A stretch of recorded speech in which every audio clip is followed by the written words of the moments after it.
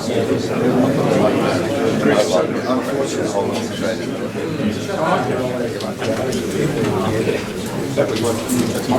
morning, ladies and gentlemen. The hush has descended, so I better start, even though we're a little early. So well done on getting here on time, and I hope everyone's comfortable. I know it's a little squeezy, but hopefully you'll be okay through the course of the day. Welcome to our one-day seminar, Defending Australia and its Interests, Continuity and Change. My name is Marcus Fielding, and I'm the President of Military History and Heritage Victoria. This seminar is the product of a partnership between Military History and Heritage Victoria, the Navy League, the Naval Commemorative Committee of Victoria, and the Royal United Services Institute of Victoria. I'd now like to kick off proceedings by inviting Commodore Greg Yorke, the Senior Navy Officer in Victoria, to formally welcome you to the seminar.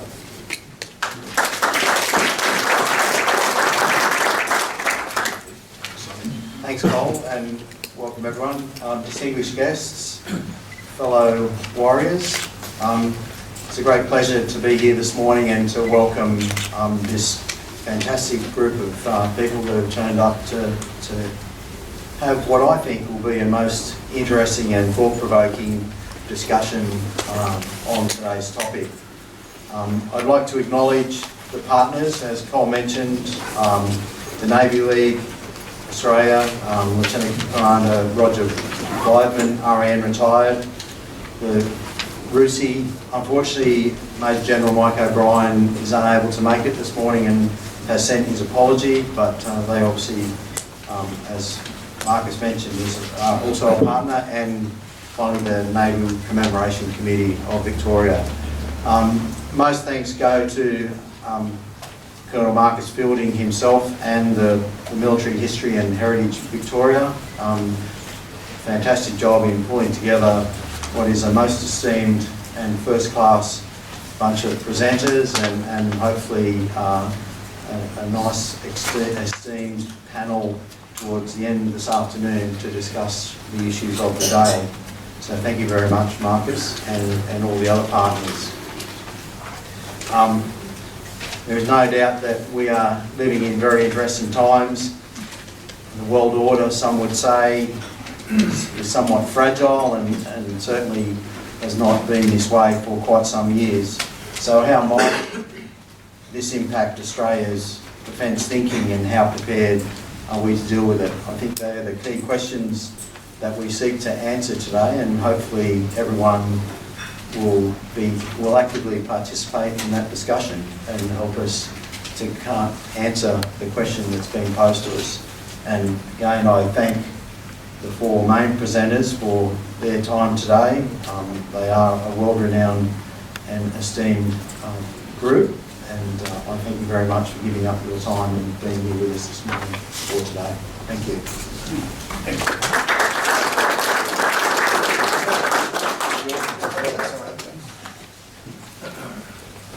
Thanks, Greg. So today we will consider some questions of national importance. Can Australia defend itself? What national interests must we protect? As a sovereign nation, are we becoming more or less secure? What can we learn from our experiences to now? And how can we better think about the future?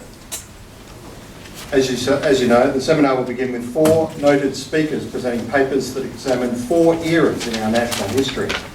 And each speaker has been asked to address 5 central questions. What were Australia's interests, real or perceived? What threatened those interests? What strategy did the Australian government adopt to protect those interests? Was the strategy successful? And what lessons can be identified? I'd like to formally welcome our 4 speakers, Dr. Tom Rogers, Emeritus Professor David Horner, Professor Peter Edwards, and Professor Peter Lay, who will join us a little later. Thank you for agreeing to speak, preparing the remarks, and coming to be with us today. The 4 speakers will then be followed by a facilitated panel discussion that seeks to identify the factors that are relevant to our contemporary circumstances. Joining the speakers on this panel is Honorary Professor Brendan Sargent. Welcome to you too. And regrettably, Jim Boland and Captain Sean Andrews have both been taken away due to other demands. Ladies and gentlemen, I ask that you respect others by placing your mobile phones on silent and conforming to the timings of the program today. It's now my pleasure to introduce the first speaker. Tom Rogers is an historian in the military history section of the Australian War Memorial, where he researches colonial Australian history, the South African or Boer War, and the First World War. His research interests include colonial Australian and British Empire history and military and political history. And Dr. Rogers will consider the pre-Federation to post-First World War era. Dr. Rogers.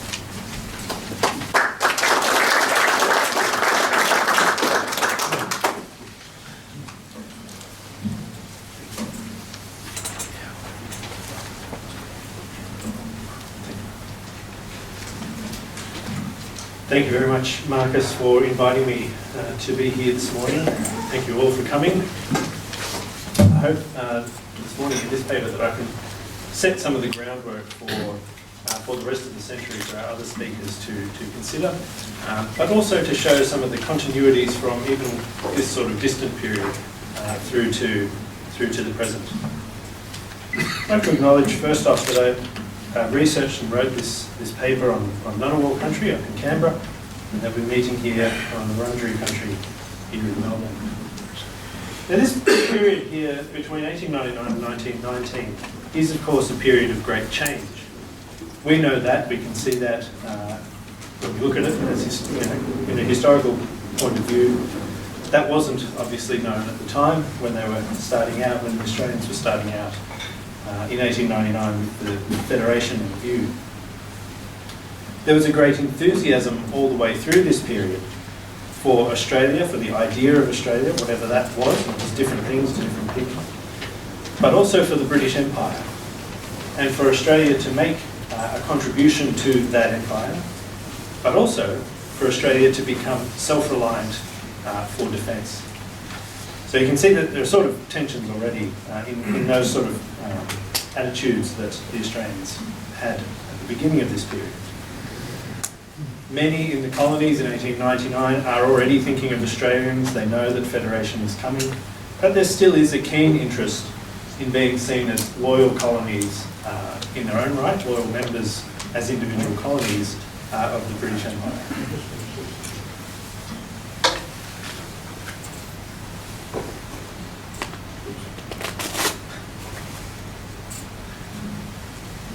This morning I want to look at the South African War, the Boer War, think a little bit about Federation and its relationship to defence, have a look at the First World War very, very briefly, and think about the Paris Peace Conference, and think about some of the lessons that Australians learnt in this period, some of the lessons that they thought they learnt that didn't turn out to be lessons after all, and some of the lessons that they failed to learn. And of course I'll leave time for questions and we can discuss all of these things. Thinking about the South African War, just a very brief overview. After a century of contestation in southern Africa, between the British and the new Boer republics that had formed after the British had taken the Cape Colony from the Dutch, after all of that had happened, in 1899 in October, the Boers invaded Natal and Cape Colony in October. Now the British thought that this would be an easy win, of course, and they thought that they'd defeat the Boers very quickly. However, in December in 1899, in a single week, the Boers defeated the British at 3 different battles, pitched battles in the field, at Magersfontein, at Stormberg and at Colenso. Each one was worse than the defeat beforehand. This week became known as Black Week in the British Empire. And after Black Week, politicians in the United Kingdom, even those who had been opposed to sending troops to South Africa, rallied to the cause. So Henry Asquith, who had opposed military action in South Africa, now exhorted his fellow Liberals to support the war. He said, "It is our title to be known as a world power, which is now on trial." Black Week also raised a sort of war fever in Britain's settler colonies. As the historian Thomas Pakenham put it, a wave of colonial patriotism had been set in motion among British people all over the globe. The British author Arthur Conan Doyle, who was later knighted for his war service as a physician in Bloemfontein, considered Black Week a gift from God to Britain. In those days of sorrow, he wrote, "The nation learned for all time that blood is stronger to bind than salt water is to part." It was a theme revisited by many around the British Empire, including, just to take one example from Australia, Private Watson Augustus Steele of New South Wales. He reflected that in the wake of Black Week, quote, "men and money came forth in abundance, and with a unanimity and fierceness that abhorred the hostility of the continent, the worldwide British race sprang to arms." So you can see that there's very much a British Empire sort of patriotism going on, even in New South Wales, where Watson Augustus Steele was from. The Boers, by June 1900, the British had captured both capital cities and Johannesburg, the gold and diamond producing town on the veldt, and they figured the war was basically over. They'd taken all of the cities worth mentioning in the Boer republics, but the Boers had other ideas, of course. They conducted a guerrilla war which the British struggled to counter. The British put in or used more and more harsh tactics. Concentration camps for Boer civilians, blockhouses, barbed wire, and then using drives to push the Boers into the barbed wire and the blockhouses so they could be captured. And of course, the scorched earth policy of burning farmhouses and crops to break the Boer civilian support. Finally, in May 1902, the Boers came to the table, and the war ended on the 31st of May with the Treaty of Vereeniging. Now, especially before Black Week, but even after, there were debates about whether this was a war that Australians needed to be involved in.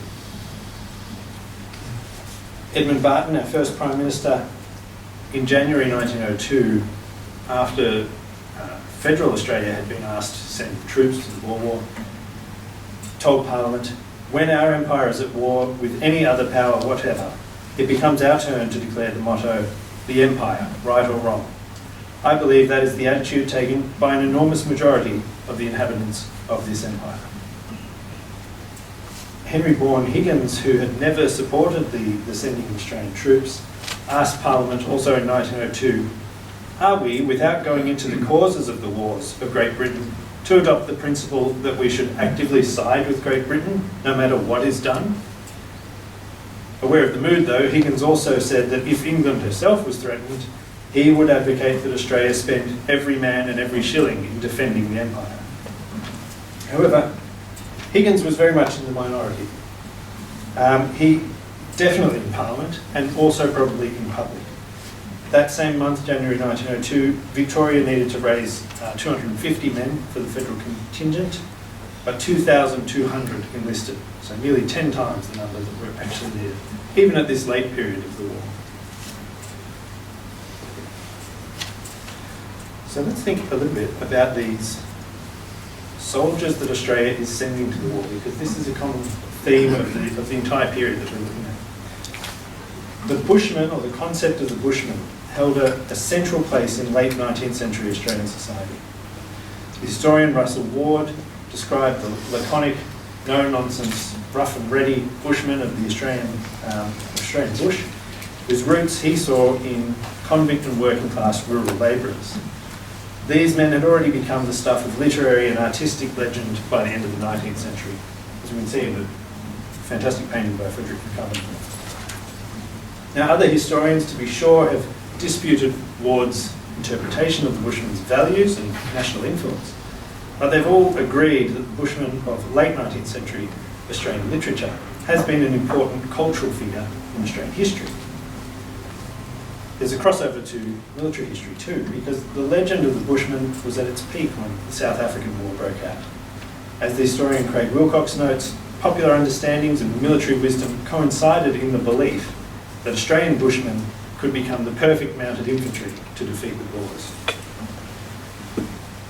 Indeed, the Australian colonies sent at least 17 units with the name with the word Bushman in the regimental name. Things like Western Australian Imperial Bushmen, New South Wales Citizen Bushmen, things like that. Imperial Bushmen being paid for and supported by London, Citizens Bushmen being paid for or at least partially paid for by people in Australia, by members of the public. So there's this idea that Australians will make natural soldiers because they've already got the bush skills, they've already got the ability to ride and to shoot, find their way through difficult country, and to live off half of nothing, that sort of thing. Let's think about the war that they're actually going to. Now these men in this photo here are members of the 1st Battalion Australian Commonwealth Horse, which arrived in Durban in March 1902. And don't worry too much about the guy in the front because it's a stage photo. You can see the barbed wire in the background there. They're defending a blockhouse. So this is at the late stage of the war. As I say, they arrived in March 1902, so it's right towards the end of the war. And these men in 1st Battalion would have taken part in the last drive of the war, so-called drive, marching westwards from Klerksdorp and erecting trenches and barbed wire each night as they pushed the Boers towards a railway line along which were patrolling armoured cars, British armoured cars which were going to capture the Boers. This photo, I think, was probably taken at the end of the drive when the unit camped at a line of blockhouses. And we can see one of these blockhouses. Our sick man is standing up, so he got better. These were prefabricated items, these blockhouses. They were taken out in great numbers to South Africa by the British and basically dug in on site, if you like. And so they were relatively cheap, a relatively cheap way to patrol the veldt. By this time in 1902, the realities of warfare had begun to be appreciated in Australia. And this was in part because news of the horrors of concentration camps and farm burning was reaching home, was coming back to Australia. Photographs of little Boer children, for example, starving to death, that sort of thing. Photographs of farm burnings, things like that. And of course the Australians being, if we think of the Australians as rural people, which is not entirely accurate, but if we do, they were thinking the same thing because they were worrying about things like farm burning and crop burning and that sort of thing. However, politicians always went back on the idea that, or always fell back on the idea that this was a war that Britain had to fight. Edmund Barton, once again, said, "It is a war that has been forced upon the Empire. It is a just one, and it ought only to come to one termination. For the Empire is one nation, and if so much as one quarter is attacked, so is another." We're starting to see here what some of the interests were, I think, for Australia. Australia and its leaders were very much aware that they were, just as the Boers were, they were sort of at the end of the world and weren't particularly important. Possibly. Obviously, we thought they were pretty important. But the idea was that if Britain needed us to help in South Africa and we helped, then when the time came and we needed help in Australia, Rhodesians, South Africans, Canadians would come to help us. At the end of the war, in June 1902, after the end of the war, Acting Prime Minister Alfred Deakin told a meeting in Melbourne, "We might justly be reproached that as a people we entered into this contest too lightheartedly. No one can say we entered into it hastily. No well-informed person would say that we entered into it unjustly. We entered upon it as an actual war, only under the last provocation of actual invasion." What then were Australia's interests beyond, getting into an empire-wide defence scheme? I think showing Australia to be a loyal member of the British Empire was a key interest for Australia. But also proving that Australian men had the mettle to fight. Previous to this, there was an anxiety that Australian men might not look that great next to the great and famous regiments of the British Army. Throughout the 19th century, the phrase that you often see when Australian soldiers are talked about, the anxiety is, can they stand next to the regiments that fought at Waterloo back in 1815? So there's almost a relieved tone if you read much of Banjo Patterson's correspondence back to the Sydney Morning Herald from South Africa.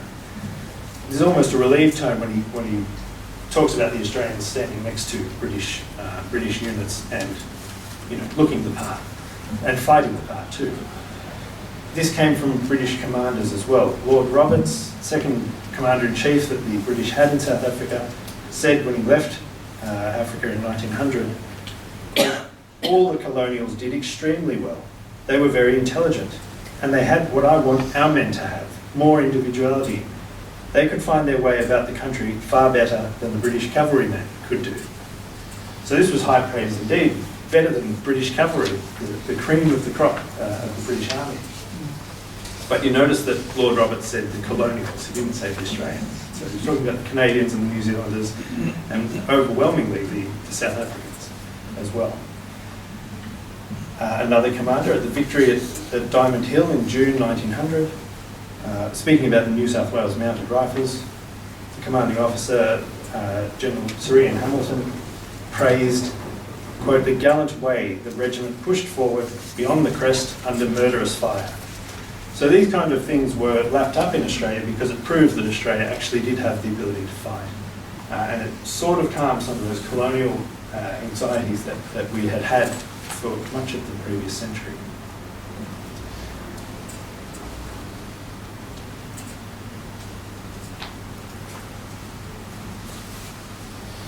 Think about some of the lessons that the British Empire and Australia learnt from the South African War. Famously, the poet of empire Rudyard Kipling observed, "Let us admit it fairly, as a business people should. We have had no end of a lesson. It will do us no end of good." Now, one lesson was in logistics. Soldiers went without tents, without food, without horse fodder for days on end. It was one of the problems the British had in trying to field a mounted force, a largely mounted force. The supplies couldn't keep up with the mounted soldiers. Corporal Jack Abbott from the 1st Australian Horse wrote in his diary, "The day we captured Bloemfontein, I had nothing for 30 hours but half a corn cob and a biscuit." Which always reminds me of the Four Yorkshiremen sketch, but it shows up the serious problems with the British logistical system. And yet, travelling light was essential if speed was to be maintained. If the British were going to catch the Boers or force them into battle, they had to travel light, they had to travel quickly. Lieutenant Frederick Livingston Learmonth, with the 1st New South Wales Mounted Rifles, recalled that we all had horse rugs when we reached the Modder River camp, but they were considered unnecessary weight and were left behind there, a foolish economy. He also noted the huge thunderstorms that could come on suddenly over the veldt. When these storms broke, quote, "in a few minutes the camp will be pretty well afloat. No tents are provided for the men, and there is nothing to do at night but simply sit in your saddle with your single blanket and waterproof sheet wrapped around your shoulders. But this is only a portion of a soldier's life, and it's wonderful how good-humouredly it's taken by the boys." He was also writing for the Sydney Morning Herald, which is why he sort of eases up at the end there. Another lesson for the British in general was in horse husbandry. The historian of the Australian Light Horse, John Boo, notes that the British Army altogether had a death rate amongst its horses in South Africa of nearly 67%. That's the death rate, not the out-of-action rate. He makes the example of one British irregular unit receiving 1,048 horses over a 5-month period, at the end of which it only had 43 horses fit for service. It had managed to put 1,005 horses out of action. Jean Bou also notes wryly, despite the idea that Bushmen could take their civilian skills to the war, Australians proved just as capable of destroying horseflesh as their imperial cousins. Many of the men thus became, if you like, dismounted rifles, like these men. Despite this, and despite the problems with logistics, despite the problems with horse husbandry, the Australians in particular learned that mounted infantry was what was needed, that it was probably the force for the future. Mounted infantry, and of course we see that in the First World War with the Light Horse.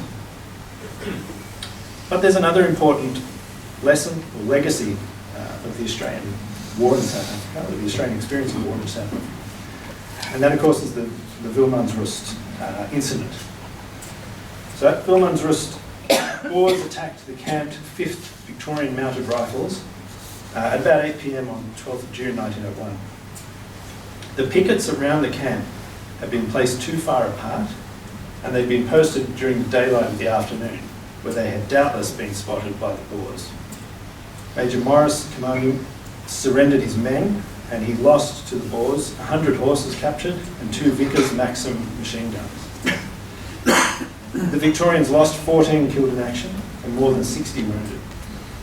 The Boers, according to a Victorian officer who was briefly captured, lost about 10 killed in action with 30 wounded. Despite similarity in the casualty rates, it was a rout of the Victorians. Later, an officer from the 5th Western Australian Mounted Infantry told a Victorian officer that the British commanding General Beatson had called the 5th Victorian Mounted Rifles a fat-assed, pot-bellied, lazy lot of wasters. Now, the Western Australians told the General he was going to record his words and pass them on. And the General replied, "Do by all means. And you can add, if you like, that in my opinion, they are a lot of white-livered curs." Now, so the General sort of put his foot in it, and he did try to apologise later, but it was too late, because these things had been reported. Later on, the General happened upon some 5th Victorian Mounted Rifles men trying to stick pigs with their bayonets for fresh meat. He told them that was about all they were good for. You didn't charge the Dutchmen with bayonets, but you go for something that won't strike back. Later on, when 3 of the Victorian troopers were overheard speaking about how they would no longer take orders from General Beatson, they were tried and eventually found guilty of inciting mutiny. They were sentenced to death. Now, later this was commuted to prison time with hard labour, and later still it was decided that there'd been an administrative error and it was wiped from their records. But the shock had got through to Australia. Victorians and the Australians were only informed of this after they'd been sentenced to death, or after it had all been done, actually. And so this was a great shock to Australia. And one of the things that you see when you read through the responses to the Vilnius incident is the idea that volunteers, as all of the colonial soldiers were, volunteers shouldn't be being sentenced to death. They volunteered to help out the empire, and therefore, although they could be subject to discipline, of course, they shouldn't be executed. So what we get in Australia is the Defence Act 1903, Section 98 of it, which basically says that Australians won't be amenable to the British, I think it's the British Army Act, unless those sentences are given the green light by the Governor-General of Australia. And that's a very important legacy of the Boer War. And it's one that's often ascribed to the Breaker-Morant case, and quite possibly George Whitman had an influence on it, I think, coming back and talking about his experiences. Because again, in that case, Australia was only told that the men had been executed after the fact. However, I think it's this one that really gets through to the Australians, because these are Victorian soldiers. Morant and Hancock were in the bushveld carbineers and were therefore not actually in an Australian unit. And so it wouldn't be covered by this Act anyway, even if this Act had been in place. Now, Charles Bean noted the difficulty that this presented in the First World War. Haig, the Supreme Commander of the British, wanted basically one army amenable to one law, but the Australians stayed firm on this. So it's an important legacy of that Vilnius incident.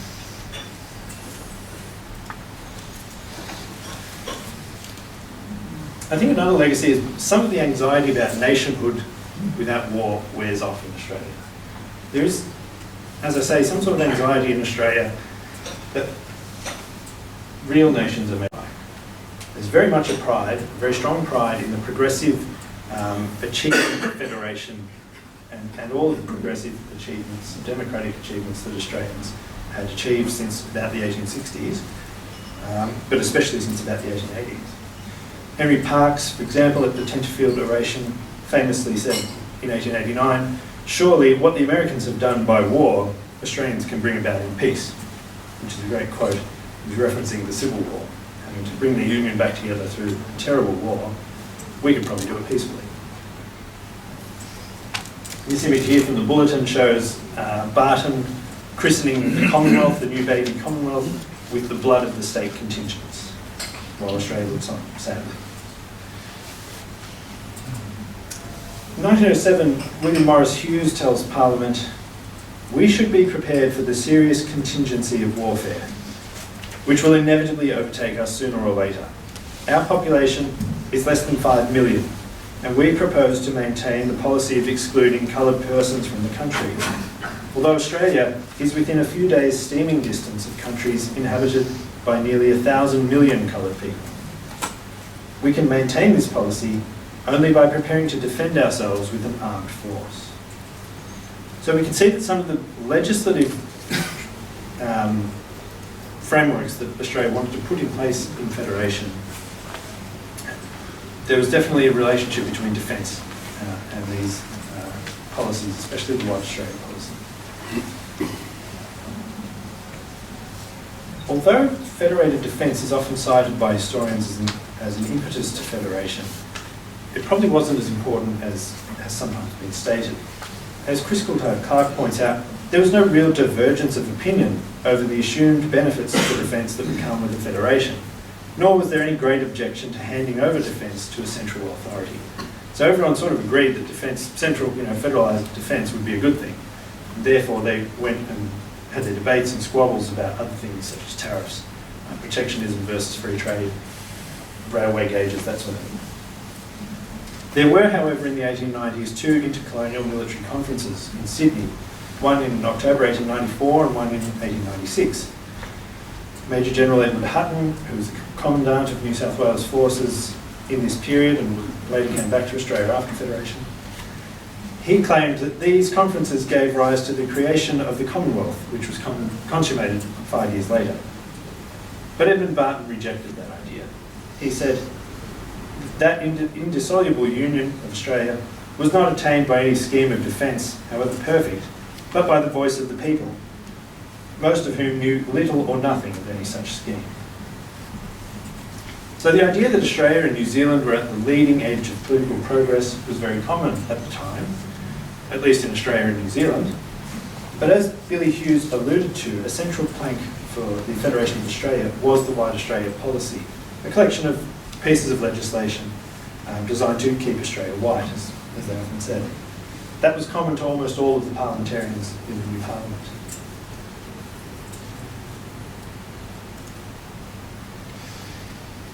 Here we have Lord Kitchener. You might never miss Lord Kitchener. He's got that aristocratic bearing in the middle there, shaking hands with some South Australian soldiers, being presented to them by a colonel from the Boer War.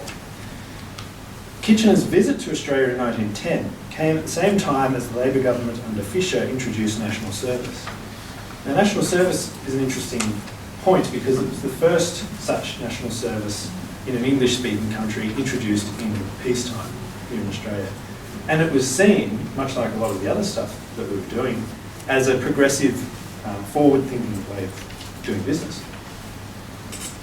Universal suffrage, which we had, required universal service. There was a responsibility that went with the privilege, if you like. And so when this scheme came in, Kitchener came out to give us some ideas about how to run a scheme, how to run an army, and that's what's going on in this photo. Of course, when the war comes, so that the scheme's in place from 1910 to 1913, the war obviously comes in 1914.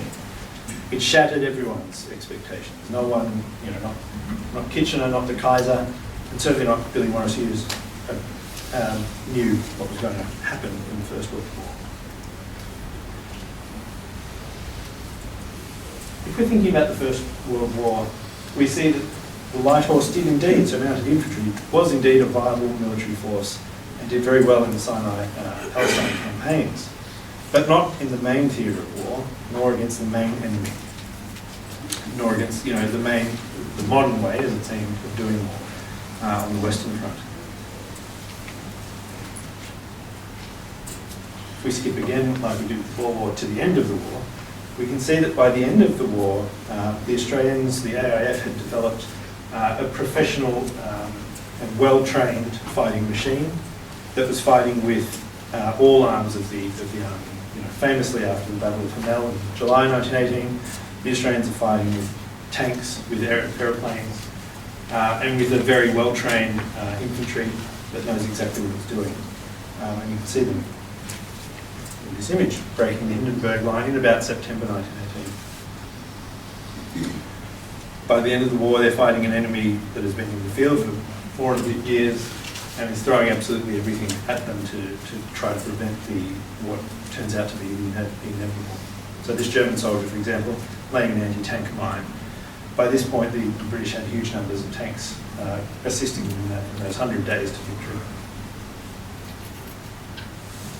You can see it's a repurposed artillery shell too. That's a great image, that one. This is a great poster. New Germany. This could have happened. Yeah, could have. With Pittsburgh for Perth, Kaisermania for Tasmania.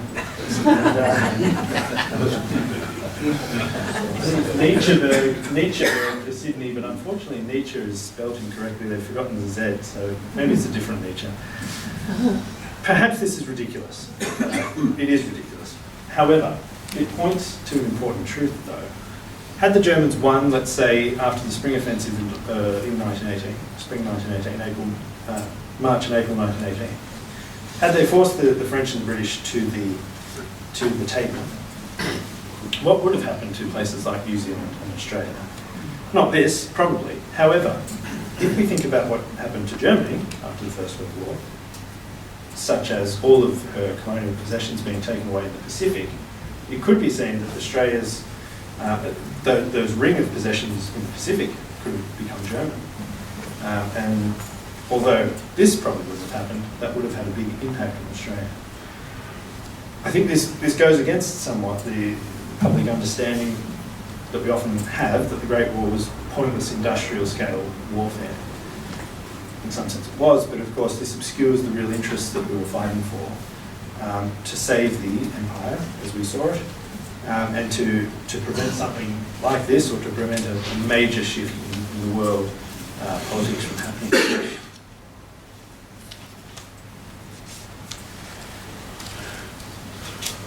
Paris Peace Conference in 1919, during that very debate, the debate on mandated territories versus annexation, Billy Hughes wanted to annex those German possessions around Australia, forming a ring of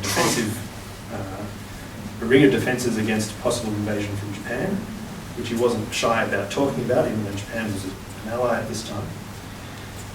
Famously, President Woodrow Wilson of the US asked Hughes whether the 5 million Australians that he represented could be set against the 1,200 million rest of the world represented at the conference. Hughes famously said, "I represent 60,000 dead." Two things that Hughes wanted. He wanted to annex those territories that the Germans had around Australia, and he wanted the Germans to pay reparations. With reparations, there were two ways of coming to a figure. You could make up a number based on damages done and tell Germany to pay it. The committee that Hughes ran that followed this kind of idea wanted to, as they said, squeeze Germany like a lemon until you can hear the pips squeak. The other way to come up with a figure, the other method, was to determine what Germany could afford to pay and then have an agreed upon proportional and prioritised list for the Allies. So with the bulk of it going to Belgium and then occupied France, the bits of France that were occupied, and then to the British Empire and possibly the Americans. That was eventually the method that Lloyd George came around to. He also managed to convince Woodrow Wilson David Lloyd George, the Prime Minister of Britain, also managed to convince the US that Germany should be liable for the cost of the pensions to soldiers and dependents, which would increase the British proportion of reparations that they were getting because they had so many pensions to pay. Lloyd George's version, or his method of reparations, had one big advantage. It required no Allied administration of Germany. So even though you got a smaller number out of Germany, a smaller figure, it didn't require any administration, it didn't require any occupation of Germany, anything like that. He also didn't like the idea of a reparations scheme that would take the Germans more than about 10 years to pay off, because he thought that wasn't reasonable. There's also, of course, the changed geopolitical landscape. after Versailles. Wilson's 14 points meant that autonomous development and a level of national self-determination was to be applied to much of ex-imperial Europe, especially the Russian Empire and the Austro-Hungarian Empire, and some parts of the Ottoman Empire, but not most of it. Because, of course, the basic assumption in these talks was that these principles would not apply to Asia or Africa in the main.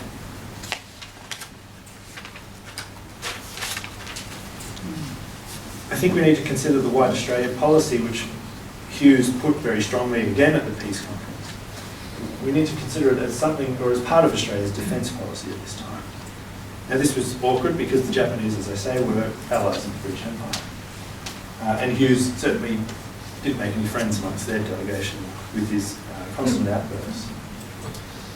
As the Argus, he had support back in Australia because, as the Argus argued in Melbourne, the intimacy and the meeting, the mixing and the mingling of two differing civilizations means demoralization. It means social, ethical and religious decadence. So he had a lot of support in Australia for what he was saying. He managed to block the racial equality clause in the League of Nations Charter. That was something that Baron Makino, the Japanese delegate, was really trying to get through, a clause stating or affirming racial equality. Hughes was against it, as you can imagine. So was Wilson, as it turned out, because he was worried about his states back in America. The southern states wouldn't like that, nor would the western states, California in particular. California and Oregon very concerned about Asian migration to their states.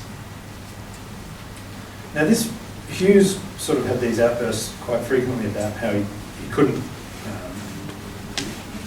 allow racial equality. And this was despite reports in the press that his attitude might fuel ultranationalism in Japan and that it might humiliate Baron Makino, the delegate in Japan. And so there's some sort of question mark over that, whether the heated rhetoric was actually pushing Japan back into itself and fueling isolationism and ultranationalism. That's, of course, got to remain speculation. Let's think with our Bushmen some of the lessons that we might have learned in Australia from this period. As far as Versailles went, there were three things that Billy Hughes was concerned about. First one, reparations were way too low in his opinion. The reparations needed to be much higher. He wanted Germany to foot the bill for the pensions that he had to pay in Australia. He wanted Germany to be punished for invading Belgium, which was illegal, violating the neutrality of Belgium. And he wanted money to go to the French who had lost property and life. That wasn't good enough. A big win for him was the blocking of the racial equality clause, and a sort of a half a win was the debate over the mandated territories versus the annexation. So the idea that those territories around Australia could potentially become Australian bastions of defence in the case of an invasion from probably Japan. There's a sort of digger legend that's visible from even before the period we're looking at here, back with the Sudan contingent in 1885, and it persisted through the Boer War. The idea that Australian soldiers didn't need discipline, they were already natural soldiers, just put them on a horse and give them a gun and they'll be good to go. Is that shattered by the First World War? I would say not really, but there's a sort of maturing of that notion. There's still the idea that Australians make good soldiers. In fact, I think that's still true today, that idea. But the idea that discipline and professionalism are what wins wars, that has come through by 1918, I think very strongly. So we can still be exceptional, but we need to have discipline and training to put together a professional force. I think I'll leave it at that, and I'll open it up for questions.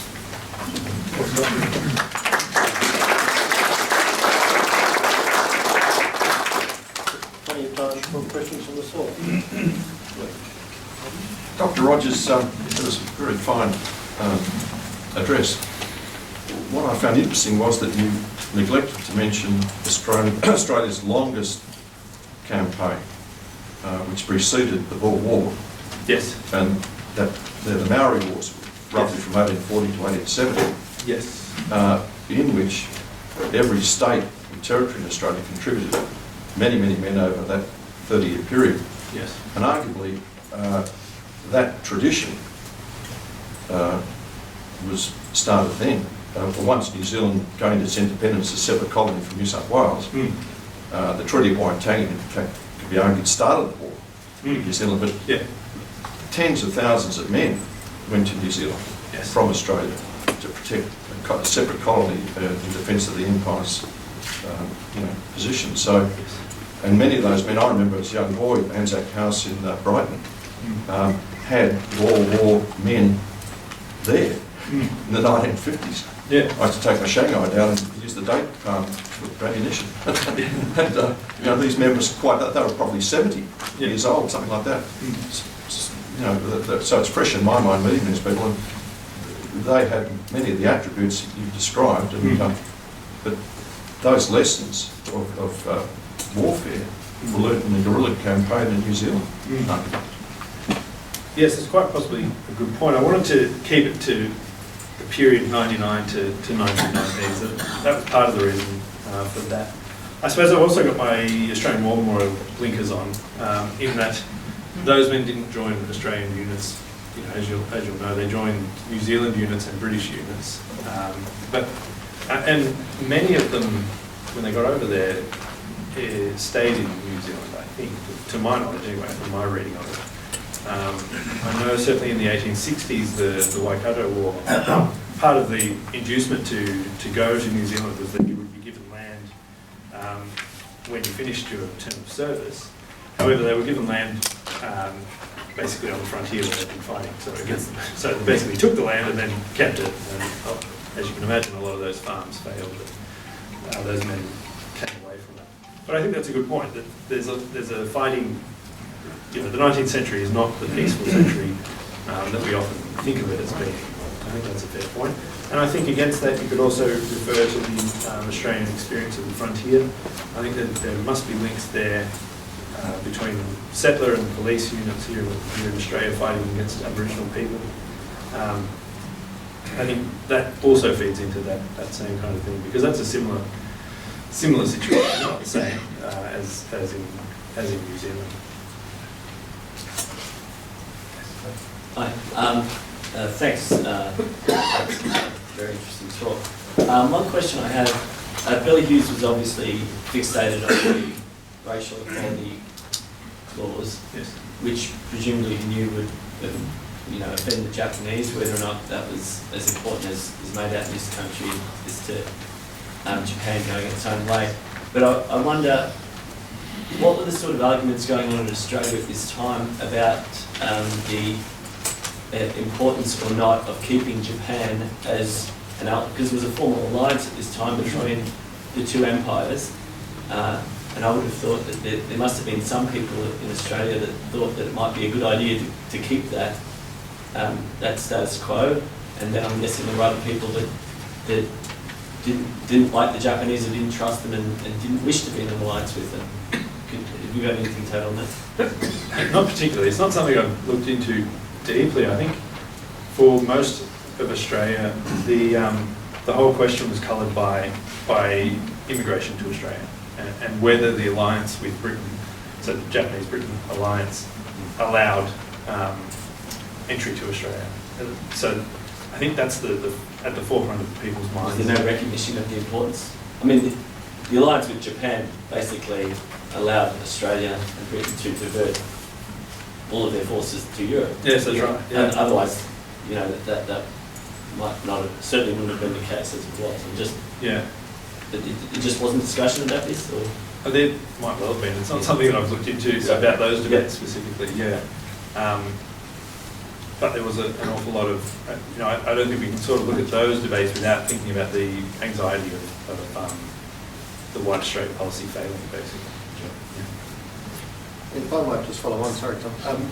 So what do you think were the main drivers of the White Australia policy? Was it more racism, or was it protecting this patch of empire and I guess stopping somebody from controlling the immigration from another empire, the Japanese empire, from basically taking those resources.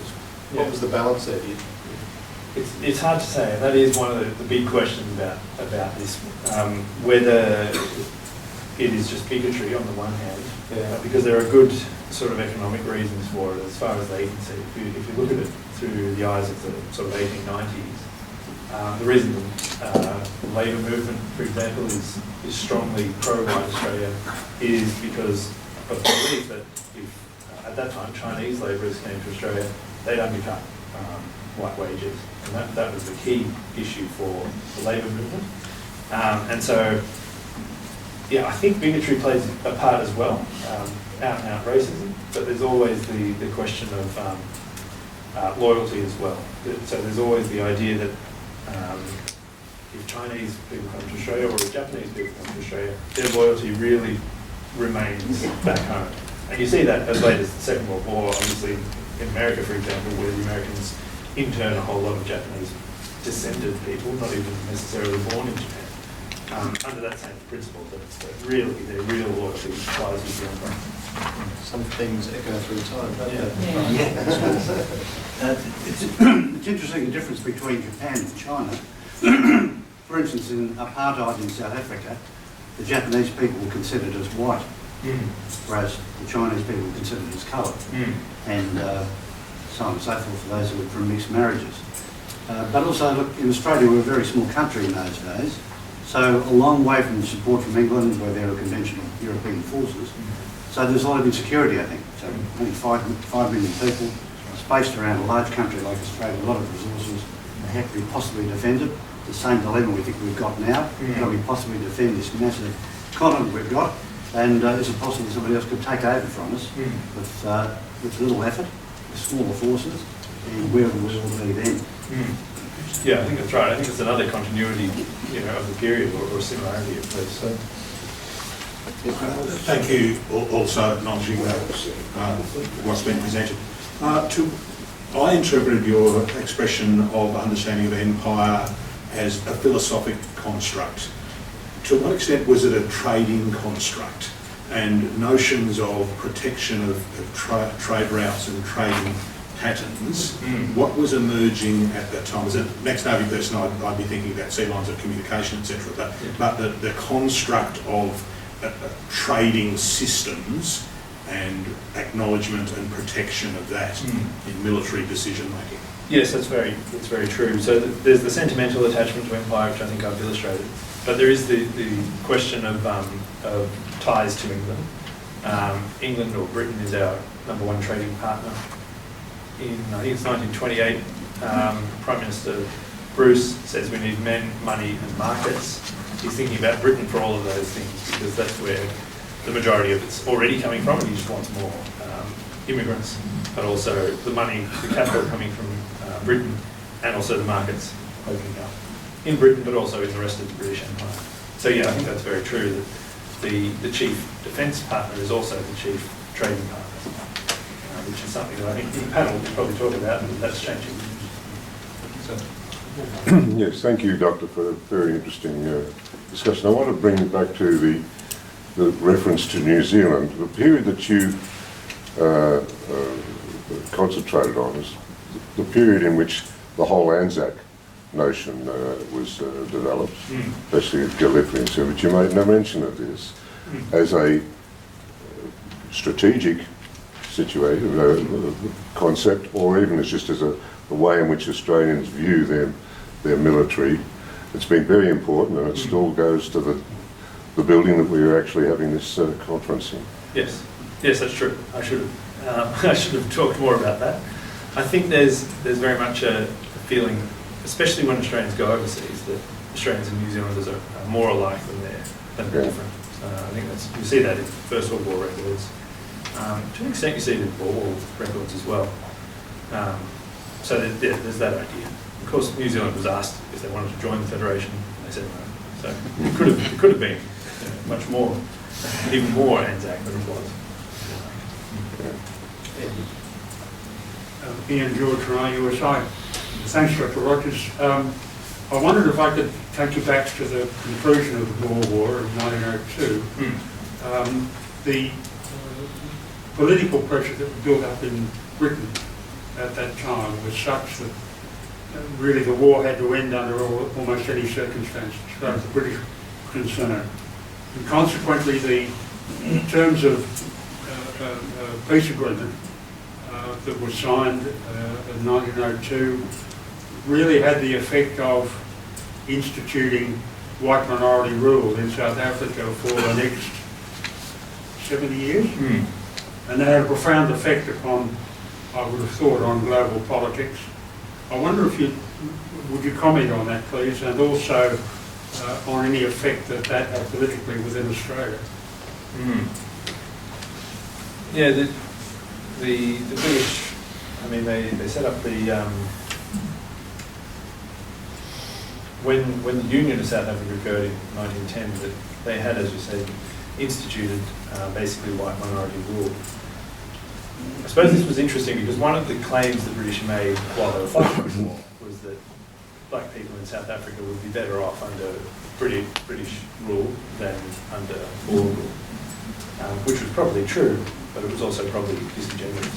So what effect that might have had in Australia is hard to know off the top of my head. Yeah, I think it would have been seen as a natural and proper way of going ahead. If we're thinking about the White Australia policy and how it was operating here, it wouldn't have seemed unusual at all for South Africa to have similar sorts of policies, despite the wildly different nature of the population or makeup of the population.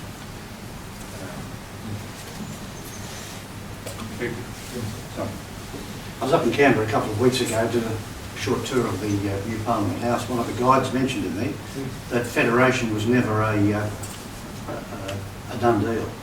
That took a lot of negotiation. There was a lot of very heated discussion. And in fact, Edmund Barton was known to have said, if this federation ever comes to pass, it'll be an absolute miracle. So if the defence of Australia ever comes together, it'll be another absolute miracle. The way everybody's so divided at the moment. But again, from the spirit of the times there, we were lucky enough to pull it off at federation. Maybe we can pull it off for the defence of Australia. Yeah, that's right. Yeah. Good morning.